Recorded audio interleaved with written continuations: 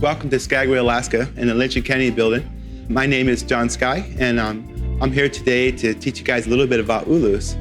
Ulus have been around for thousands of years. They originally were made out of bone, antler, glass, obsidian, and they used them for anything to make their lives easier.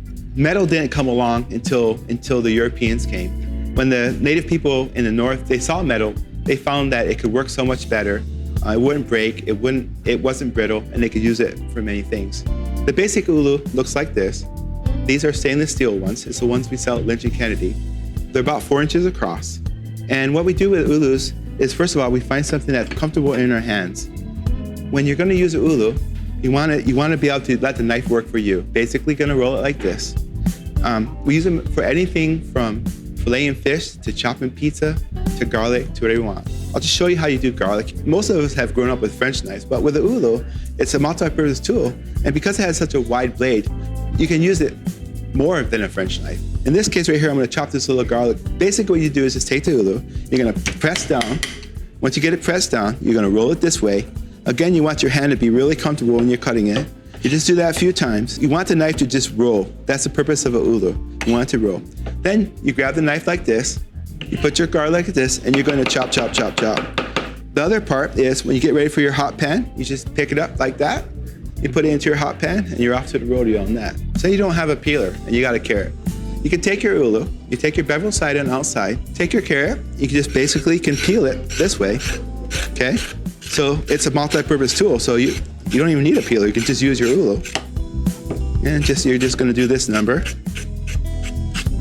So you're gonna cut your ends off like you would with a regular French knife. Again, you want your bevel side out, okay? Because that's gonna push the food away. Start with your small side, and you're gonna roll the knife just like this. You just roll it, okay? And you'll get a nice even cut. When you get down to where your finger is, you can get the perfectly sliced, and then you just take them. You see, they're all sliced up nice. Grab your ulu, you're gonna throw them in a saute pan, put some garlic in there, some onions, make a little stir fry.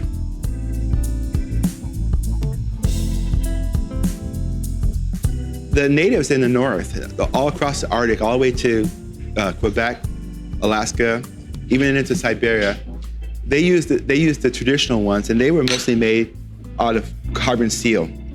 This is more of what a carbon steel one would have looked like. Now these are razor sharp.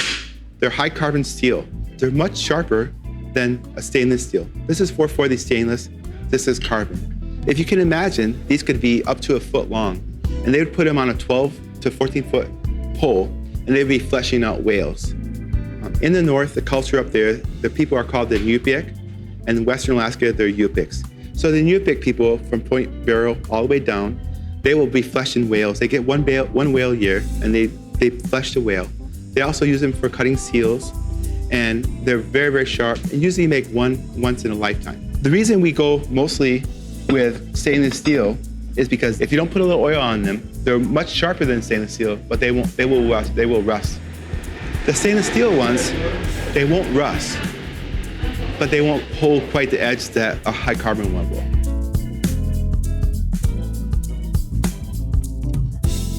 The one thing I do want to tell you is that if you choose one of these lures, you want to get something that is going to be very comfortable in your hand. It's really the most important thing, especially if you're going to use it all the time. You want it to be comfortable. You don't want to end up with a blister. So you'll see a lot of fancy ones, like this right here is an old artifact. It's beautiful and everything, but it's very thin. So the knife tends to want to go like this. So it's not a knife that you want to use every day. It's you use it once in a while, Thanksgiving dinner, Christmas dinner, but you want something that's really functional. And that's why you try to find one that fits your hand well. I like these impregnated wood ones. They work really well. They can fit either a right-handed or a left-hander. And that's what's really important if you're buying a gift from somebody, if you don't know if they're right-handed or left-handed. So that works really well. Yeah, I can tell you that you will find them everything from wood to stellar sea lion to fossil ivory. Here we've got caribou, we've got moose, and then we've got jade.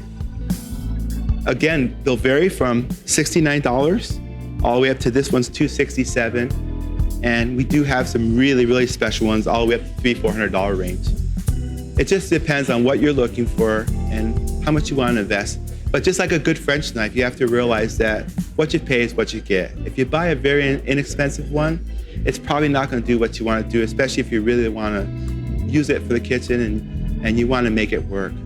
My best advice I can give you is if you buy one, just put away your French knives, put away everything, and just make a little commitment to yourself to use that knife for a month straight.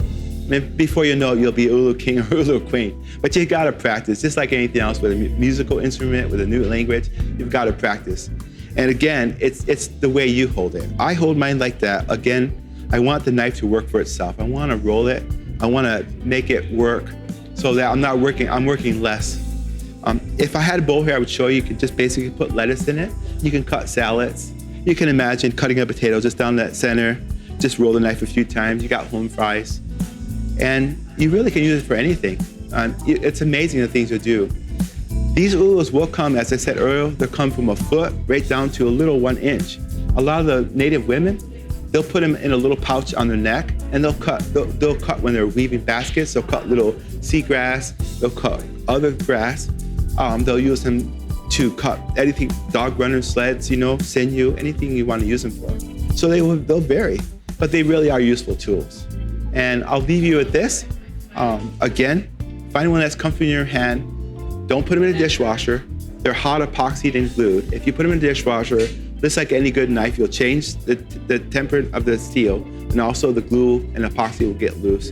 And what I do normally is I just put a hook right above my prep area, and I dry them and I hang them up. I wash them in hot soapy water. I hang them right above my cutting board, and then whenever I need it, it's right there. If you're gonna get one of these moose ones or caribou ones, you can put them back in the stands, but just remember, this was a living antler at one time.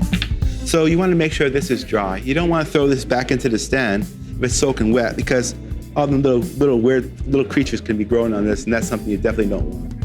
So if you're going to use the stand, that's fine, but just make sure that after you wash it, you dry your Ulu well, and you can put it back in the stand, and just put it high enough where the little ones aren't going to cut themselves, And that's about it for Ulus. Practice, you'll like it. I hope I taught you a little bit. Any other questions? Come up in Skagman and see us. We'll be glad to help you. Thank you.